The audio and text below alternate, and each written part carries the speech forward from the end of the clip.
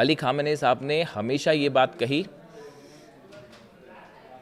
कि अमेरिका के किसी भी बात पर विश्वास नहीं किया जा सकता और इसीलिए वो डील नहीं करना चाह रहे थे। और आप देखिए एक बार फिर उनकी बात सही साबित होती दिखाई दे रही है कि जेडी वेंस जो कह रहे हैं कि, और देखिए फिर वही बात, एक बार फिर अली खामेनी साहब का जिक्र हुआ है। उन्होंने हमेशा ये बात कही कि अमेरिका जब भी कोई डील करता है तो वो चर्चा के पहले ही ये तय कर देता है कि इसका अंत क्या होगा, रिजल्ट क्या होगा। और वैसे ही देखिए एक बार फिर ईरान कह रहा है कि चर्चा करेंगे, अमेरिका ने पहले से ही तय कर दिया कि आईएईए के प्रतिनिधि अंदर जाएंगे, अमेरिका के सोल्जर अंदर जाएंगे और मदद करेंगे ईरान का उस यूरेनियम को, उसको खत्म करने में। यानी अभी बातचीत हुई नहीं, उस 60 दिन में बातचीत की बात हो रही थी कि उस 60 दिन में जो एमओयू में है उसमें 60 दिन जो है उसमें बातचीत होगी, उसके बाद कोई परिणाम आएगा। यहाँ पे अमेरिका पहले से तय कर दे रहा है कि हम उस यूरेनियम को खत्म कर देंगे। डोनाल्ड ट्रंप पहले से ऐलान कर दे रहे हैं कि न्यूक्लियर प्रोग्राम को खत्म कर दिया जाएगा, रोक दिया जाएगा। ऐसे हालात में क्या ये एमओयू पर किसी तरह का विश्वास हो सकता है? कतई नहीं हो सकता। और अगर किसी तरह की डील ईरान करता है तो ये बेहद ही सावधानी के साथ करने वाली बात है। अगर आप यूरेनियम, देखिए यूरेनियम को लेकर अभी तक ईरान की तरफ से कोई बात सामने नहीं आई है। ईरान बार बार ये कह रहा है कि यूरेनियम पर कोई बात ही नहीं है, न्यूक्लियर मुद्दे पर अभी कोई बात ही नहीं है।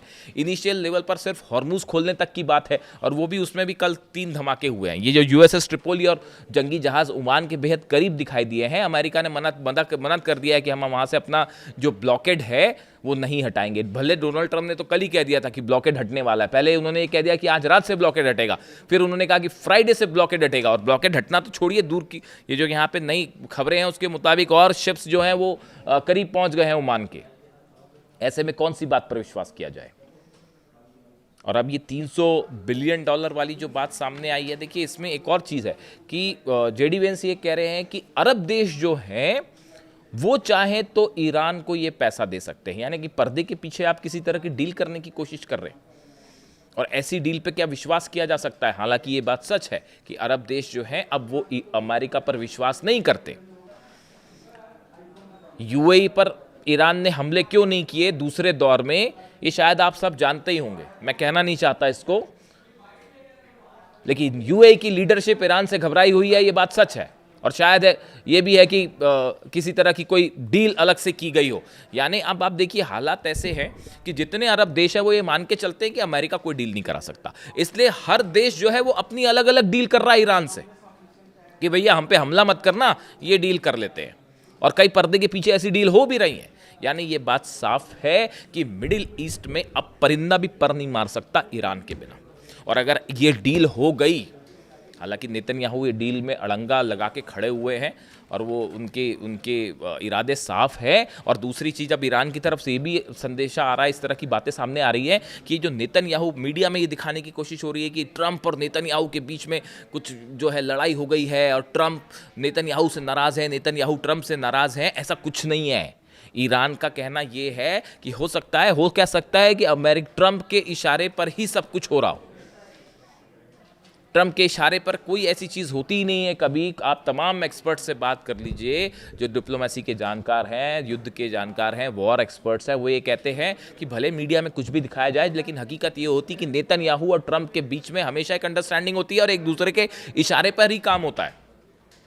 अब देखिए हर मुद्दे पर असहमति है। लेबनान में लगातार हमले हो रहे हैं, लेबनान से नेतन्याहू पीछे नहीं आएंगे, पीछे नहीं हटेंगे। अगर पीछे हटते हैं तो इजराइल की इससे बुरी हार नहीं हो सकती। ये डील अगर हो गई तो मिडिल ईस्ट ही नहीं पूरे दुनिया का एक सुपर पावर बन जाएगा ईरान, और इतना मजबूती के साथ आगे बढ़ेगा कि उसके बाद पता नहीं क्या होगा। ये क्या बात बर्दाश्त हो जाएगी अमेरिका को? कतई नहीं होगी। और इसका ही नतीजा ये है कि ना तो $300 बिलियन की बात पर अमेरिका कायम हो रहा है, ना ही ब्लॉकेट कब हटेगा, कैसे हटेगा, ये भी चीज़ें साफ नहीं है। वहाँ पे बारूदी सुरंगें कब हटाई जाएंगी, कैसे हटाई जाएंगी, वो साफ नहीं है। यूरेनियम का मुद्दा साफ नहीं है, न्यूक्लियर मुद्दा जो है वो साफ नहीं, तो फिर साफ क्या है? फिर डील किस बात की?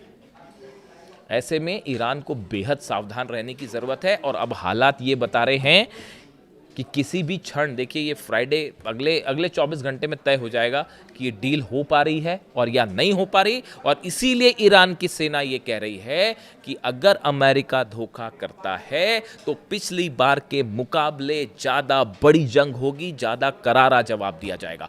ईरान में 24 घंटे जंग की तैयारी चल रही है। जितने लॉन्च साइट्स है, मिसाइल साइट्स, उस सब पे मूवमेंट है। मिसाइल्स लॉन्च मोड में रखी गई हैं कि कभी भी इजराइल पर हमला करना पड़ सकता है या इजराइल की तरफ से भी हमला करना हो सकता है।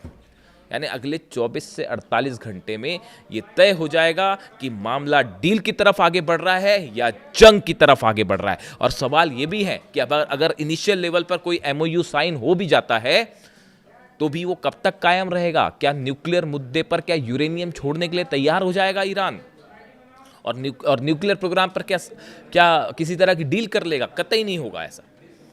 इस सूरत में फिलहाल डील या जंग अगले कुछ घंटों में यह तय होगा। जो भी अपडेट होगा मैं आप तक पहुंचाऊंगा। वीडियो कैसा लगा कमेंट करके जरूर बताइए। Thank you so much.